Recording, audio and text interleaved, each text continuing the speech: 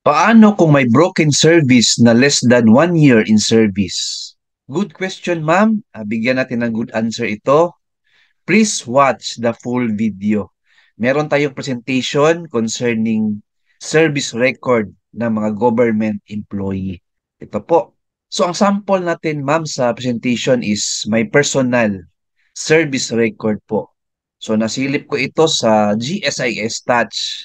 So, madali lang pala masilip ang member record natin o service record sa GSIS Touch. So, mag-download na kayo ng apps nito. Alright, so as you can see po, may agency tayo. Ano natin ma'am ha, hindi natin i-disclose kung anong agency tayo. Of course, permanent po ang status ko. And then, nakalagay dyan PPP, ibig sabihin yan yung paid premiums ng GSIS natin. And TLS, I think total length of service po yan ang ibig sabihin. And dyan tayo focus muna ma'am. So, as you can see po, yung sa PPP ko, yung remittance ko sa GCS, hindi po yan exact figure. 27.09990008. Ibig sabihin, ma'am, 27 years and may mga months po yan. Yan po ang ibig sabihin po. And of course, sa TLS ko po, total length of service, as you can see, hindi pantay po yung number dyan. Siguro po, mas nauna ako sa length of service, tapos ang remittance ng GCS medyo late. Anyway, hindi yan problema sa akin, ma'am. Importante, ang record ko sa GCS is mamonitor ko from time to time.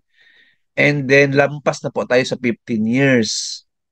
So, insurance yan or assured na po tayo na at age 60, may pension na po tayo. Lifetime pension. Kasi 15 years lang po ang requirement ni GSIS na magka-pension tayo at age 60. Right? So anyway, ma'am, yung concern ninyo is paano kung may broken service na less than 1 year? No worries po yan, ma'am. Naka-reflect yan siya sa service record nyo. Nandyan lang po yan, hindi pwede dagdagan, hindi pwede bawasan. Kasi record mo yan, may remittance ka niyan, as is po yan, ma'am. Now, kung back to government service ka ulit, ma'am, madagdag na po yan. O ilang years ka sa government service. Importante po na nandyan lang yung record mo.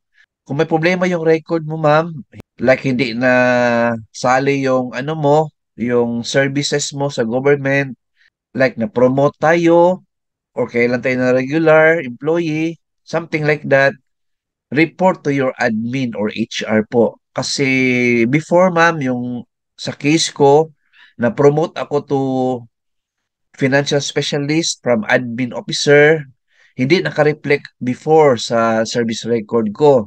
What I did is nag-coordinate ako sa admin namin, sa HR or human resource officer, i-report ko and then ayos na po. Ayan po. So again po, no worries po sa record nyo sa GSIS, nandyan lang yan. If ever po hindi kayo pasok sa 15 years na government service so hindi ka mag-qualify sa pension ni GCIS, pwede po kayo mag-ano mag self-paying sa SSS or be a member sa SSS kasi ma-add-on po yan based po sa portability law. So, kung hindi ka aware sa portability law po, tingnan nyo yung video about portability law. May nagawa din tayo na video sa channel natin at sa ibang content creator. Tingnan nyo po yan, ma'am. Kasi yan po ang way na magka-pension kayo at age 60. Alright, so thank you for asking this question, ma'am. Good question po. Keep watching my YouTube channel, ma'am, kasi mga good questions po, may good answer tayo. Alright? Please like, share this video, and subscribe my YouTube channel. Thank you, God bless, and 2 thumbs up.